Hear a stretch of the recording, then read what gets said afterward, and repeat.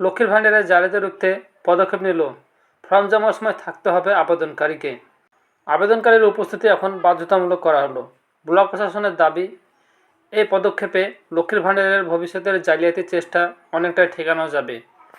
কারণ ফর্মের সঙ্গে ছবির মিল এবং লিঙ্গ যাচাইয়ের মাধ্যমে প্রতারণা করার সুযোগ আর থাকবে না। লক্ষ্মীর ভাণ্ডার প্রকল্পে জালিয়াতি করে আবেদনের অভিযোগ নতুন কিছু নয়। সেই পরিস্থিতির জালিয়াতি রুখতে কড়া পদক্ষেপ করতে চলেছে প্রশাসন। এবার থেকে ফর্ম জমা দেওয়ার সময় আবেদনকারীকে সশরীরে উপস্থিত থাকতে হবে। কেউ তার হয়ে আবেদনপত্র জমা দিতে পারবে না। আবেদনকারীর মুখাবয়ব ও নথির ছবির মিল খতিয়ে দেখতে গিয়েই এই কড়া নির্দেশ।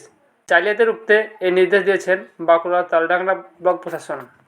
অভিযোগ ওঠে, সেখানকার একটি সাইবার ক্যাফের মালিক নিজের আধার কার্ডে একাধিক মহিলার ছবি বসিয়ে লক্ষ্মীর ভাণ্ডারের সুবিধা নিচ্ছিলেন।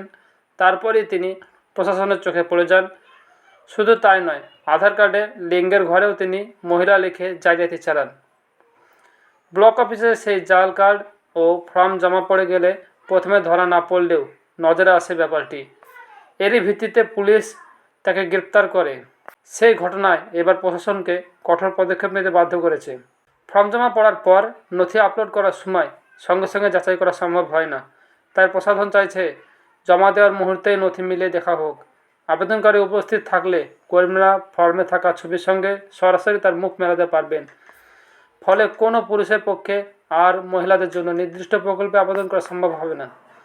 বর্তমানে আমাদের পাড়া আমাদের সমাধান কর্মসূচির আওতায় দুয়ারে সরকার শিবিরের মতো ব্যক্তিগত আবেদনপত্র জমা হচ্ছে।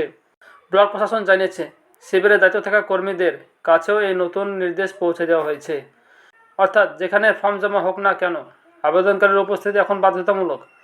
প্রশাসনের দাবি, এই পদক্ষেপে লক্ষ্মীর ভাণ্ডারের ভবিষ্যতের জালিয়াতির চেষ্টা অনেকটাই ঠেকানো যাবে।